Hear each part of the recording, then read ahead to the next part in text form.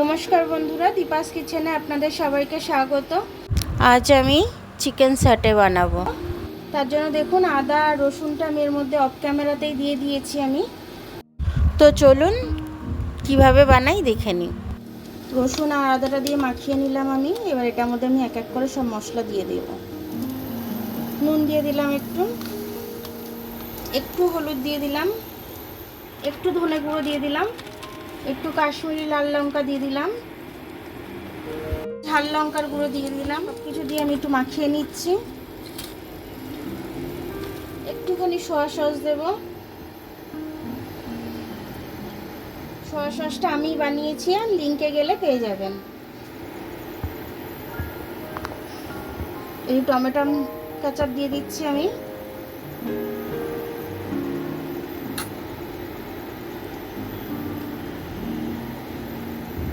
একটু chilli sauce দিয়ে দিচ্ছি। এবার এটা আমি ভালো করে মাখিয়ে নিলাম সব কিছু দিয়ে। এবার ক্যাপসিকামটাও একটু দিয়ে দিই এর মধ্যে সব কিছু।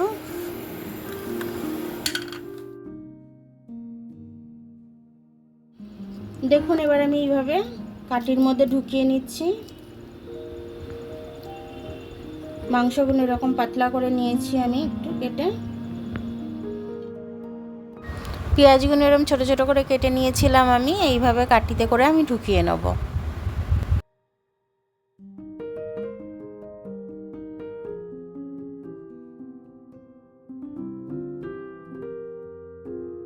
এইভাবে আমি করে নেব।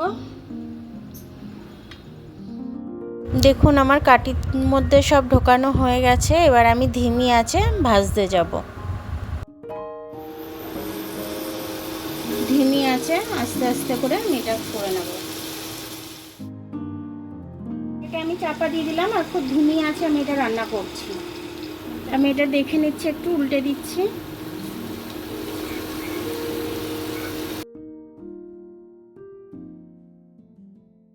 আবার আমি চাপা দিয়ে দেবো এটা। এবার এটা আমি খুলে নেব, দেখে নেব। দেখুন আমার এরকম লাল লাল হয়ে গেছে, মানে এটা আমার হয়ে গেছে। আমি এবার এটাকে নাবিয়ে নেব। ধরেই আপনারা নাবিয়ে নিতে পারবেন, অসুবিধা হবে না।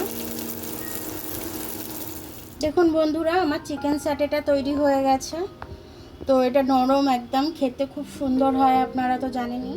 মুখে দিলে একদম মিলিয়ে যাবে। বিয়েবাড়িতে যেরকম হয়, অনুষ্ঠান বাড়িতে, ঠিক সেরকমভাবেই এটা হয়েছে।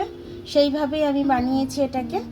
তো আপনারাও এগুলো করে খেয়ে আমাকে কমেন্টস করে জানাবেন যে আপনাদের এগুলো কেমন লাগলো। বিকেলবেলা চায়ের আগে এটা তো খেতে ভালোই লাগবে। খেয়ে তারপরে চা খেলে চাটা জমে যাবে। লোকজন আসলে পরে ফ্রিজে মাংস থাকলে ফাট করে বার করে এটা আধ ঘন্টার মধ্যে বানিয়ে দেবেন। আমার ভিডিওটা দেখার জন্য অনেক অনেক ধন্যবাদ। আমার ভিডিওটা যদি আপনাদের পছন্দ হয় তাহলে লাইক, সাবস্ক্রাইব, বেল আইকনটা একটু টিপে দেবেন। আর যদি ফেসবুক থেকে দেখেন তাহলে লাইক আর ফলোটা একটু করে দেবেন।